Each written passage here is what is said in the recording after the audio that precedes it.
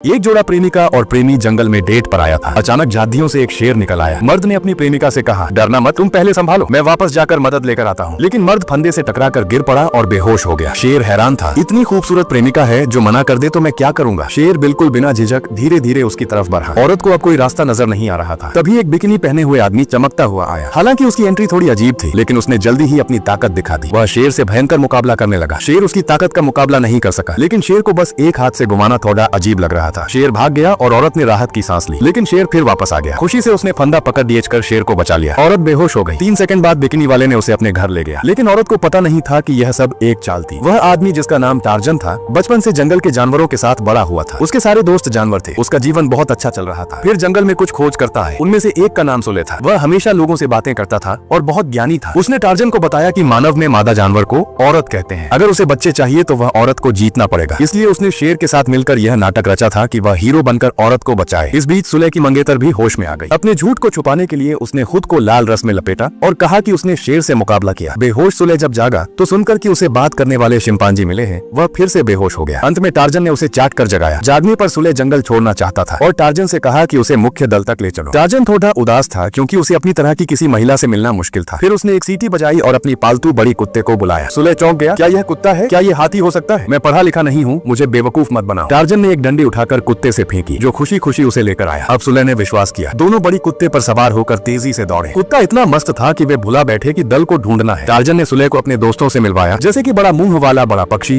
गंदा सफेद चेहरा बंदर और वह बड़ा शेर जिसने उसे डराया था। सुले को जंगल की ये नई चीजें बहुत आकर्षित कर रही थी और वह दल खोजने की जल्दी में नहीं था। टार्जन ने सुले को झूले पर झूलना सिखाया, लेकिन वह इतना मस्त हो गया कि कई शिंपांजी थक गए। अगले दिन शिंपांजी ने देखा कि टार्जन ने खूब सज धज कर रखा है, शायद वह प्यार में है। तो बुद्धिमान शिंपांजी ने उसे बताया कि प्रेमी बनने की कला बहुत पेचीदा होती है और इसके लिए कुछ चालाकी करनी होती है। उन्होंने उसे एक तरीका सिखाया, मुंह बंद रखना, थोड़ी आगे निकालना, दांत दिखाना, हवा में घास छिड़कना और छाती पर थपथपाते हुए कूदना। टार्जन ने ये सब किया, लेकिन सुले को ये सब देखकर मजाक जैसा लगा। सुले ने सोचा कि यह शख्स पागल तो नहीं है। शिंपांजी को यह बात अजीब लगी और वह वहाँ से भाग गया। फिर भी उसने जंगल की लाइब्रेरी में एक मानव प्रेमी जी देखी जो काम आ सकती थी, लेकिन वे दोनों चुपके से किताब देख रहे थे, जिसे सुले ने देख लिया। सुले को लगा कि टार्जन बेतुका है, लेकिन उसने उसे एक अंगूठी तोहफे में दी। टार्जन को बहुत खुशी हुई। मेरे पास तुम्हारे लिए कुछ नहीं है, उसने कहा,